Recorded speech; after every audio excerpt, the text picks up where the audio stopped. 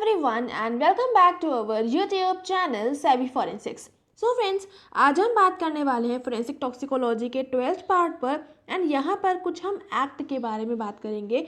वो एक्ट जो आपके फोरेंसिक टॉक्सिकोलॉजी से रिलेटेड होते हैं। इससे पहले जो वीडियो आया था तो वहाँ पर हमने कुछ सेक्शंस की बात करी थी। कुछ आईपीसी के ऐसे सेक्शन थे जो आपके फोरेंसिक टॉक्सिकोलॉजी से रिलेटेड होते हैं, ठीक है। तो उसी तरह से आज हम बात करेंगे कुछ एक्ट के बारे में, जैसे कि आपका पॉइजन एक्ट होता है, ड्रग एक्ट होता है, एनडीपीएस एक्ट होता है, आपका फार्मेसी एक्ट होता है। तो इस तरह से कुछ एक्ट होते हैं, उन्हीं के बारे में आज हम डिस्कस करने वाले हैं, ठीक है। एंड वीडियो को स्टार्ट करने से पहले एक रिक्वेस्ट है कि प्लीज़ इसको शेयर कर दीजिएगा ताकि सभी तक ये वीडियो पहुंच जाए एंड सभी स्टूडेंट्स जितने भी लोग नेट की प्रिपरेशन कर रहे हैं वो लोग अपने प्रिपरेशन को और ज़्यादा इन्हांस कर सकें, ठीक है। तो अभी स्टार्ट कर लेते हैं एंड यहाँ पर सबसे पहले हम बात करने वाले हैं पॉइजन एक्ट की। ये जो आपका पॉइजन एक्ट है ये 1919 में बनाया गया था, इसीलिए इसको हम पॉइजन एक्ट 1919 कहते हैं, ठीक है।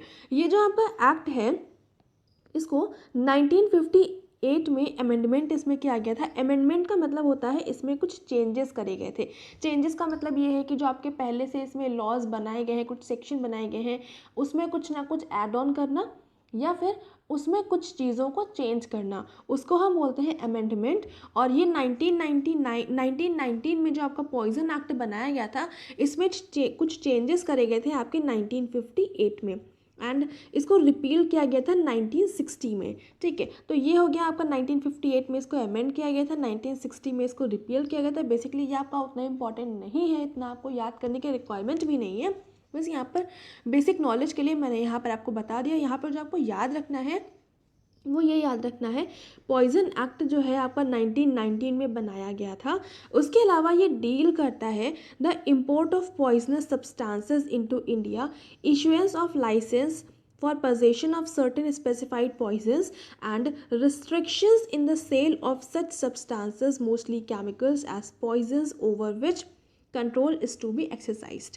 सो यहाँ पर आपको ये पता होना चाहिए जो पॉइजन एक्ट है वो 1919 में बनाया गया था। उसके अलावा यहाँ पर जो पॉइजन एक्ट है ये बेसिकली किस पर्पस से आपका इसका यूज़ होता है, किन चीज़ों से ये डील करता है, ठीक है। तो यहाँ पर जो आपके जितने भी पॉइजनस सब्सटेंसेस होते हैं जिनका इंपोर्ट होता है कहीं बाहर कंट्री से इंडिया में, किसी भी बाहर कंट्री से जब किसी भी पॉइजनस सब्सटेंस का इंपोर्ट होता है या फिर इंपोर्ट करवाने के लिए या फिर जो पॉइजन्स होते हैं इनका आपका इंपोर्ट या एक्सपोर्ट इस तरह का कोई भी काम हो रहा है तो उसके लिए लाइसेंस की रिक्वायरमेंट होती है।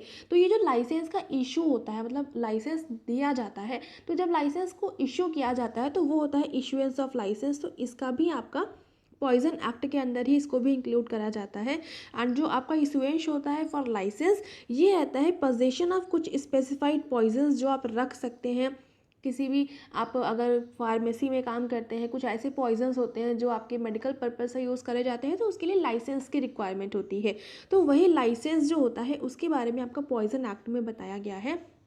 एंड यहाँ पर कुछ रिस्ट्रिक्शंस जो होती हैं उन कुछ पॉइजन्स की सेल में या फिर जैसे कि कुछ सब्सटेंसेस जैसे कि आपके पॉइजन्स होते हैं कुछ इस तरह के जो आपके डैमेज कॉज कर सकते हैं तो उनके यूज़ पर रेस्ट्रिक्शंस लगाए जाते हैं। तो ये सारा का सारा जो काम होता है आपके पॉइजन एक्ट के अंदर अलग अलग सेक्शंस में इसको क्लासिफाई किया गया है। अब वो कौन कौन से सेक्शन है तो वो आपको पूरा डिटेल में जानने की रिक्वायरमेंट नहीं है, जितना इंपॉर्टेंट है मैं यहाँ पर करवा दूंगी उतना ही पढ़ के आप चले जाएंगे, आपको बहुत हेल्प आपके एग्जाम में मिलने वाली है, ठीक है। तो यहाँ पर पॉइजन एक्ट में आपको इतना पता होना चाहिए कि 1919 में इसको बनाया गया था एंड यहाँ पर ये क्या क्या चीज़ों के लिए किन किन पर्पज से इसको यूज़ करा जाता है ये आपको पता होना चाहिए, ठीक है। एंड अभी हम आगे मूव करते हैं। नेक्स्ट है यहाँ पर drugs and cosmetics act. Drugs and cosmetics act जो है ये आपका 1940 में बनाया गया था, ठीक है। और इसमें अमेंडमेंट 1964 में किया गया था एंड इसके बाद में 2008 में भी इसमें अमेंडमेंट किया गया है। तो इसमें ड्रग्स एंड कॉस्मेटिक्स एक्ट जो है इसमें आपके 2 बार अमेंडमेंट किए गए हैं, 1964 एंड 2008, ठीक है। It deals with the import, manufacture, distribution and sale of all kinds of drugs like allopathic, Ayurvedic, Unani, Siddha etc. besides cosmetics. यहाँ पर जो आपके ड्रग्स होते हैं उनका इंपोर्ट, उनका मैन्युफैक्चर, उनका डिस्ट्रीब्यूशन, उनकी जो सेल हो रही है, उनको जो बेचा जा रहा है अलग अलग ड्रग्स को, जैसे कि कुछ आपके एलोपैथिक, आयुर्वेदिक, यूनानी, सिद्धा, इस पर्पज़ से कुछ आपके ड्रग्स जो यूज़ करे जाते हैं उनके लिए उनसे डील करने के लिए ये एक्ट बनाया गया था। एंड यहाँ पर इस एक्ट के according every patented or proprietary medicinal preparation should display on the label of the container either the extract formula or a list of the ingredients. The Amendment Act has enhanced the scale of punishment for various offenses including sale of spurious drugs, adulteration of drugs and cosmetics, and toxic contamination, etc. तो यहाँ पर क्या होता है, जो ये जो act है बेसिकली हर एक जो ड्रग होता है उसको पेटेंट करवाया जाता है। अगर किसी ने, पेटेंट का मतलब ये होता है किसी ने किसी चीज़ की रिसर्च करी है तो उसका उस पर अथॉरिटी हो जाती है, वो अपने पेटेंट कराता है अपने रिसर्च वर्क को कि बिना उसकी परमिशन के कोई दूसरा उसके वर्क को यूज़ नहीं कर सकता। उसकी जो भी फाइंडिंग्स हैं उसको वो बिना परमिशन के यूज़ नहीं कर सकता है, तो इसके लिए पेटेंट करवाया जाता है। ठीक है, तो यहाँ पर जितनी भी पेटेंटेड या फिर प्रोप्राइटरी मेडिसिनल प्रिपरेशंस होती हैं, मतलब कि जो भी मेडिसिन्स बनाई जा रही हैं किसी भी पर्पज़ से, आपके बेसिकली जितनी भी मेडिसिन्स होती हैं वो उसमें ड्रग्स का ही यूज़ करा जाता है। तो वो जब ड्रग्स जो आपकी मेडिसिन्स बनती हैं तो उसमें कौन कौन से ड्रग्स का यूज़ हो रहा है, कितनी कितनी परसेंटेज यूज़ हो रही है, उसके क्या बेनिफिट्स हैं, क्या उसके लॉस हैं, क्या उसके नेगेटिव इम्पैक्ट्स हैं, तो वो सारी की सारी जो लिस्ट होती है वो आपको जो भी आपके मेडिसिन की बॉटल होती है उसके ऊपर इंडिकेट करना होता है। ठीक है, तो यहाँ पर क्या लिखा है, वही चीज़ लिखी हुई है, जो भी प्रिपरेशन का मेथड होता है, जो भी उसमें इंग्रेडिएंट्स यूज़ होते हैं उसका पूरा लिस्ट, जो उसमें फार्मूला यूज़ हो रहा है उसका एग्जैक्ट फार्मूला, जो भी चीज़ें होती हैं जिस तरह से वो पूरी प्रॉपर मेडिसिन बनाई होती है, तो मतलब उसका एक आपको वहाँ पर रॉ डायग्राम बनाना होता है, रॉ डेटा बताना होता है कि इन चीज़ों का यूज़ करते हुए ये मेडिसिन बनाई गई है। ठीक है, तो ये होता है आपका, इसी के बारे में आपका ड्रग्स एंड कॉस्मेटिक्स एक्ट में बताया गया है। इसके बारे में भी अगर इन चीज़ों का वायोलेशन होता है तो उस कंडीशन में इसी एक्ट के अंदर डिफाइन किया गया है कि किस कंडीशन में आपको कौन सा वाला पनिशमेंट मिलेगी। ठीक है, तो यहाँ पर क्या है, द अमेंडेड एक्ट जो है उसको इन्हांस करा गया है, जो बाद में 2 बार इसमें और 1964 2008 में जो इसमें अमेंडमेंट्स करे गए हैं, तो इसमें इन चीज़ों को और ज़्यादा इन्हांस किया गया है कि यहाँ पर जो पनिशमेंट है वो और इंक्रीज़ उसको कर दिया गया है। अलग अलग ऑफेंसेस के अकॉर्डिंग उसको अलग अलग तरह से डिफाइन किया है। जो स्प्यूरियस ड्रग्स होते हैं उनके अगर कोई सेल कर रहा है या फिर जो ड्रग्स है उनको कोई एडल्ट्रेशन कर रहा है, एडल्ट्रेशन का मतलब मैंने आपको इससे पहले वाले वीडियो में बताया था, एडल्ट्रेशन मतलब किसी चीज़ को मिक्सअप करना, ड्रग्स को इंटॉक्सिकेट करना, ड्रग्स में कुछ टॉक्सिक कंटामिनेशन करना। ठीक है, तो जहाँ पर ये सारी चीज़ें होती हैं तो उसके लिए जो आपकी पनिशमेंट थी उसको इंक्रीज़ किया गया है, उसको और इन्हांस किया गया है आपके जो अमेंडमेंट्स हुए 1964 2008 में। ठीक है, तो ये था आपका ड्रग्स एंड कॉस्मेटिक्स एक्ट, जहाँ पर जितने भी तरह के आपके ड्रग्स से रिलेटेड चीज़ें होती हैं उनके बारे में यहाँ पर डील करा जाता है। उनका जो इम्पोर्ट है, उनका मैन्युफैक्चर है, उनका डिस्क्रिप्शन है, उनका डिस्ट्रीब्यूशन है, वो सारे के सारे चीज़ों के बारे में यहाँ पर डील किया जाता है। ठीक है, तो ये हो गया आपका drugs and cosmetics act 1940। And अभी हम आगे मूव करते हैं एंड यहाँ पर वही वाला ड्रग्स एंड कॉस्मेटिक्स एक्ट है 1945 का। ये वही चीज़ है, बस ये जो आपका ड्रग्स एंड कॉस्मेटिक्स एक्ट 1940 था, इसका ये वाला जो है ये एक तरह की ब्रांच है। 1945 जो है 1940 वाले की एक ब्रांच है। एंड ये होता है, कंसर्न होता है largely with the standard and quality of drugs apart from exercising control over the sale and distribution of drugs and cosmetics. It was amended in 1988 and is now referred as drugs and cosmetics act, drugs and cosmetic rules 8th amendment 1988। ठीक है, तो ये भी चीज़ आपकी एक बहुत important question बन जाता है। यहाँ पर चीज़ें क्या क्या है पहले इसको हम समझ लेते हैं, फिर बताती हूँ मैं क्या यहाँ पे इंपॉर्टेंट हो सकता है। ठीक है, तो यहाँ पर जो आपका ड्रग्स एंड कॉस्मेटिक्स एक्ट 1940 था उसी की एक ब्रांच बनाई गई ड्रग्स एंड कॉस्मेटिक्स 1945। इसमें क्या था, जितने भी तरह के आपके ड्रग्स बनते थे तो उनका जो स्टैंडर्ड होता है और जो क्वालिटी होती है ड्रग्स की, सिर्फ इन्हीं चीज़ों के बारे में 1945 वाले में डील किया जाता था। जबकि जो आपका 1940 वाला था तो वहाँ पर जो भी ड्रग्स की मैन्युफैक्चर होता है, इंपोर्ट होता है, डिस्ट्रीब्यूशन होता है, सेल होती है, उनके बारे में वहाँ पर चीज़ों को डील कर रहे थे। ठीक है, तो पहले तो दोनों में आपका यही डिफरेंस हो गया। उसके अलावा ये जो आपका ड्रग्स एंड कॉस्मेटिक्स 1945 वाला है इसको 1988 में अमेंड किया गया था। अमेंड का मतलब आपका चेंजेस इसमें कुछ किए गए थे और इसके बाद में जब ये अमेंडमेंट हो गया था इसके बाद में इसको सब कहने लगे थे drugs and cosmetics rules 8th amendment 1988। ठीक है, तो यहाँ पर ये आपका बहुत इंपॉर्टेंट क्वेश्चन बन सकता है कि drugs and cosmetics rule 8th amendment 1988 क्या है या किससे रिलेटेड है, कौन से वाले एक्ट से रिलेटेड है। तो ये आपको पता होना चाहिए कि ये आपका ड्रग्स एंड कॉस्मेटिक्स 1945 से बना है, उसी का अमेंड करके दूसरा नाम दिया गया है। अमेंडमेंट इसमें 1988 में किया गया था, इसी वजह से यहाँ पर 1988 लिखा हुआ है।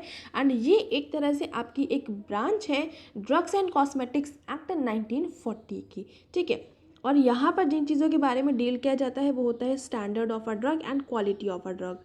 ठीक है, ये दोनों चीज़ों के बारे में यहाँ पर डील किया जाता है। And in order to expedite the analysis or testing of drug samples to assess their quality, Central Drug Testing Laboratory was established in 1962.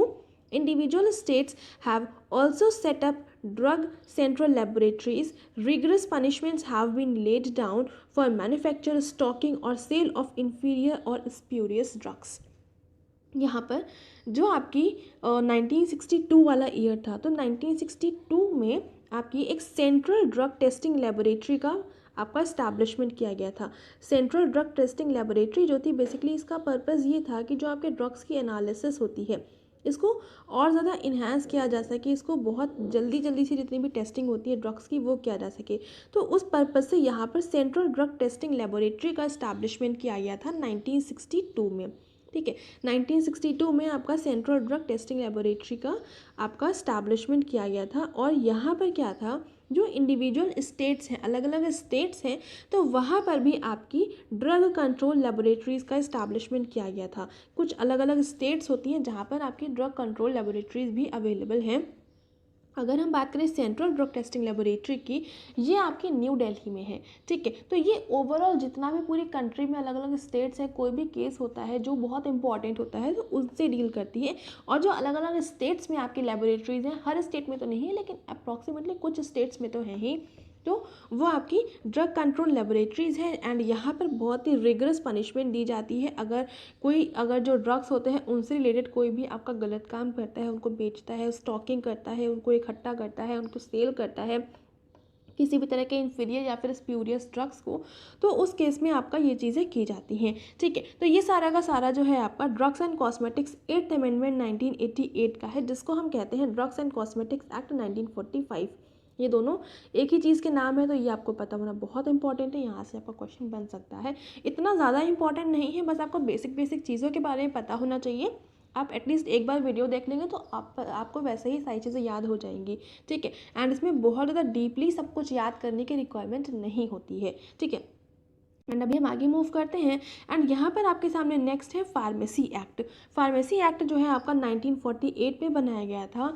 And इसका जो ऑब्जेक्टिव है वो ये है, of this statue is to allow only registered pharmacist to compound, prepare, mix or dispense any medicine on the prescription of a registered medical practitioner। यहाँ पर क्या था, जो इस एक्ट में बताया गया था, ये कहा गया था जितने भी आपके रजिस्टर्ड मेडिकल प्रैक्टिशनर्स होते हैं वो जिन मेडिसिन को प्रिस्क्राइब करते हैं, प्रिस्क्राइब का मतलब क्या है, आपको बताते हैं कि आप ये मेडिसिन को ले सकते हैं अपनी जो भी उनकी डिजीज़ होती है उसके अकॉर्डिंग। तो उस अकॉर्डिंग जो मेडिसिन होती हैं उनको बनाने के लिए कोई रजिस्टर्ड फार्मासिस्ट ही होने चाहिए। ये नहीं कि कोई भी अपना लैब खोल लिया और वो बनाना स्टार्ट कर दिया। जो कुछ रजिस्टर्ड फार्मासिस्ट ही होते हैं तो वही उन सारी मेडिसिन को बनाएंगे, उनको प्रिपेयर करेंगे, उनको मिक्स करेंगे एंड उनको डिस्पेंस करेंगे किसी भी मेडिसिन के लिए। ठीक है, तो ये सारा का सारा आपका फार्मेसी एक्ट में बताया गया था। एंड इस एक्ट के अंडर जो फार्मेसी काउंसिल ऑफ इंडिया है न्यू दिल्ली में, उन्होंने उसको इसको इस्टेब्लिश किया गया था ministry of health and family welfare के अंडर, जो रेगुलेट करती है study of pharmacy through out the country. ठीक है, तो यहाँ पर जो भी फार्मेसी की स्टडी होती है वो ऑल ओवर इंडिया कराई जाती है। Pharmacy council of India Delhi में, मतलब ये जो पूरी काउंसिल बनाई गई थी इसके अंदर अलग अलग आपके इंस्टीट्यूट्स होते हैं जो होते हैं इनके अंडर में।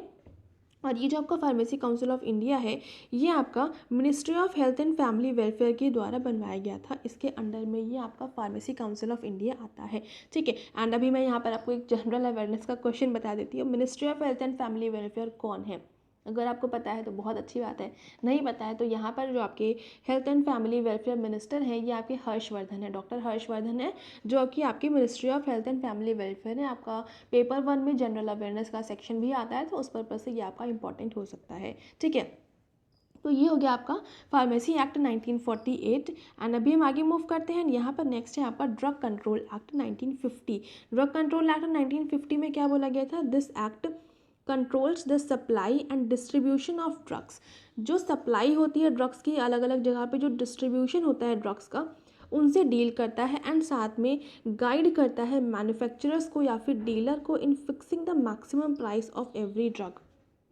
हर ड्रग का क्या मैक्सिमम प्राइस हो सकता है, मतलब उस लिमिट से ऊपर का आपका प्राइस नहीं होगी। इसको कहते हैं कैपिंग करना। कैपिंग मतलब किसी चीज़ पर लिमिट लगाना कि उस चीज़ से ज़्यादा, उस लिमिट से ज़्यादा आप किसी भी ड्रग का या फिर किसी भी पॉइजन का आप प्राइस उससे ज़्यादा नहीं लगा सकते हैं। तो ये जो आपका मैक्सिमम प्राइस की लिमिट लगाई जाती है, इसके बारे में मैन्युफैक्चरर से और डीलर से बात करके ये भी ड्रग कंट्रोल एक्ट ही इसके बारे में डिसाइड करता है। ठीक है, तो ये हो गया आपका ड्रग कंट्रोल एक्ट 1950। एंड अभी हम आगे मूव करते हैं। यहाँ पर नेक्स्ट है आपका drug and magic remedies objectionable advertisement act 1954। तो इसमें देख लेते हैं इसमें क्या क्या है। So the purpose of this act is to make sure that ethical standards are retained when drugs are promoted by the manufacturers. Advertisement which cause offense, decency or morality can be barred under this act. Also, those which claim magical powers for certain drugs, for example, enhancement of potency, cure of incurable diseases, etc. Magical remedies include the use of talismans or charms such as mantra or kavach, etc. तो यहाँ पर क्या होता है, इस act का जो purpose है वो बेसिकली ये है कि जो एथिकल स्टैंडर्ड्स होते हैं उनका ही यूज़ हो, वो चीज़ के बारे में आपको ध्यान रखना होता है। और साथ में जो ड्रग्स होते हैं जो मैन्युफैक्चरर्स के द्वारा प्रमोट करे जाते हैं, उनका जो एथिकल स्टैंडर्ड है उनके बारे में भी आपको ध्यान रखना होता है, उनको फोकस करना होता है कि कोई भी अनएथिकल स्टैंडर्ड्स को यूज़ करते हुए किसी भी तरह के मेडिसिन को ना बनाए। उसके अलावा कुछ एडवर्टीजमेंट्स जो होते हैं जो ऑफेंस डिसेंसी कॉज करते हैं या फिर कुछ मोरालिटी को डैमेज कर सकते हैं, तो उस तरह के जो एडवर्टीजमेंट होते हैं उनको भी बैन करना इसी एक्ट के अंदर में देखा जाता है। साथ में कुछ आपके जो मैजिकल पावर्स लोग बताते हैं कि आप इस ड्रग का इंटेक करिए तो आपकी पोटेंसी इंक्रीज़ हो जाएगी, इससे आपका ये हो जाएगा वो हो जाएगा, कुछ मंत्र या फिर कवच का लोग यूज़ करते हैं, कुछ पॉइजन्स का, कुछ ड्रग्स का यूज़ करते हुए, तो वो आपके मैजिकल रेमेडीज़ होती हैं, मैजिकल पावर्स होती हैं, तो उनको क्लेम करने के लिए भी इसी एक्ट में आपका बताया गया है। ठीक है, एंड यहाँ पर क्या है, for example enhancement of potency, cure of incurable diseases, कुछ ऐसी डिजीजेज जिसको हम इनक्योर कर ही नहीं सकते हैं, उन डिजीज़ के लिए भी कुछ लोग कहते हैं कि आप इन ड्रग्स का इंटेक करिए ठीक हो जाएगा, जबकि ऐसा पॉसिबल नहीं होता है।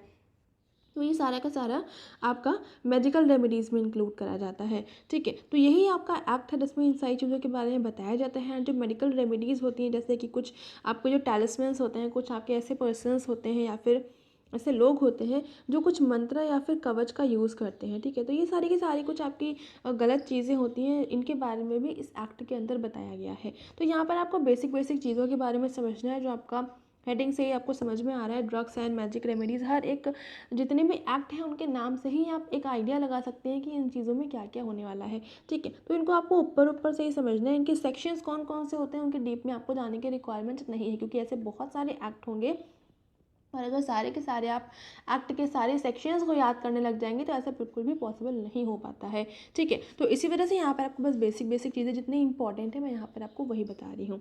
एंड अभी हम आगे मूव करते हैं। यहाँ पर नेक्स्ट क्या है आपका NDPS एक्ट। ये जो आपका NDPS एक्ट होता है ये बहुत इंपॉर्टेंट होता है। ये आपका narcotics drug and psychotropic substance act 1985, इसको शॉर्ट में हम NDPS एक्ट बोलते हैं, NDPS एक्ट 1985। ठीक है, तो यहाँ पर क्या है, the NDPS act enforces complete prohibition on the cultivation of coca, poppy and cannabis plant and the manufacture, sale, purchase, use or transport of any narcotic drug except for medicinal or scientific purpose। ये जो आपका NDPS act होता है ये enforce करता है जो इतना भी ड्रग्स इस तरह के होते हैं जो नारकोटिक होते हैं, जिनका यूज़ किसी भी मेडिकल पर्पज़ से नहीं करा जाता है, ये बस किसी भी तरह के इंटॉक्सिकेशन पर्पज़ से लिया जाता है, तो उनका कम्प्लीटली प्रोहिबिशन होना चाहिए। ये आपका एनडीपीएस एक्ट में बोला गया है। इनका किसी भी तरह का कल्टीवेशन, इनका किसी भी तरह की सेल, परचेज, मैन्युफैक्चर, इन सारी चीज़ों पर आपका प्रोहिबिशन होना चाहिए, ठीक है। और यहाँ पर जो मेडिकल या फिर साइंटिफिक पर्पस से जब किसी चीज़ का यूज़ होता है, तो वह उनको छोड़कर बाकी जितनी भी चीज़ें होती हैं, जिस भी दूसरा कोई यूज़ होता है, तो उन सारी चीज़ों पे प्रोहिबिशन होनी चाहिए। अगर मेडिकल या फिर साइंटिफिक पर्पस से चाहिए तो उसके लिए अलाउ कर देना चाहिए। तो ये चीज़ें आपकी एनडीपीएस एक्ट 1985 में बोला गया है। एंड यहाँ पर जो मिनिमम पनिशमेंट बताई गई है किसी भी ऑफेंस के लिए committed under the Act is 10 years rigorous imprisonment and fine of 1 lakh rupees, while the maximum punishment is 20 years rigorous imprisonment and fine of 2 lakh rupees. ठीक है। And to constitute an offence, the minimum quantity seized should be equal to or over 250 milligram for heroin, 5 gram for hashish or charas, 5 gram for opium and 125 milligram for cocaine and 500 gram for गांजा। तो यहाँ पर क्या है, जो आपकी जो NDPS act में अगर आप इन रूल्स का वायोलेशन करते हैं, तो उस कंडीशन में जो आपको मिनिमम पनिशमेंट मिलती है वो आपको इम्प्रिजनमेंट मिलता है 10 सालों का। बहुत ही रिगरस इम्प्रिजनमेंट होता है। रिगरस मतलब का बहुत ही ज़्यादा आपका कठोर तरह का होता है, बहुत सॉलिड होता है, मतलब बहुत कह सकते हैं आपका विगर इम्प्रिजनमेंट होता है, ठीक है। और यहाँ पर जो फ़ाइन रहता है वो आपका 1 लाख रुपीज़ का फ़ाइन रहता है। और जो मैक्सिमम इम्प्रिजनमेंट रहता है, मतलब मिनिमम तो आपका 10 ईयर्स एंड 1 लाख रुपीज़ हो गया, मैक्सिमम जो होता है वो आपका रहता है 20 ईयर्स का इम्प्रिजनमेंट एंड साथ में 2 लाख रुपीज़ का फ़ाइन देना होता है। तो ये आपका मैक्सिमम इम्प्रिजनमेंट हो जाता है। अभी यहाँ पर जो ऑफेंसेस बताए गए हैं, तो वहाँ पर अगर किसी भी नॉर्मल इंडिविजुअल के पास में, नॉर्मल का मतलब ये है कि वो किसी मेडिकल पर्पस या फिर साइंटिफिक पर्पस से यूज़ नहीं कर रहा है, वो इंटॉक्सिकेशन पर्पस से यूज़ कर रहा है, ठीक है, उसके पास किसी भी तरह का कोई भी लाइसेंस भी नहीं है, तो उस कंडीशन में अगर किसी के पास मिनिमम क्वांटिटी जो है अगर 250 ग्राम देखी जाती है हीरोइन की अगर 250 मिलीग्राम आपको अगर क्वांटिटी मिलती है, या फिर 5 ग्राम हशीश की मिलती है, या फिर हशीश को हम चरस भी कहते हैं, तो 5 ग्राम आपको कम से कम 5 ग्राम हशीश या फिर चरस की क्वांटिटी मिल रही है, या फिर कम से कम 5 ग्राम आपको ओपियम की मिल रही है, या फिर 25 मिलीग्राम कोकेन की मिल रही है, या फिर 500 ग्राम आपको गांजा की मिल रही है, तो उस कंडीशन में आपको यहाँ पर ये जो minimum punishment and maximum punishment बताई गई है, ये आपको पनिशमेंट मिलती है, ठीक है। तो ये है आपका NDPS act 1985 and I hope यहाँ तक आपको समझ में आ गया होगा। यहाँ पर जो आपके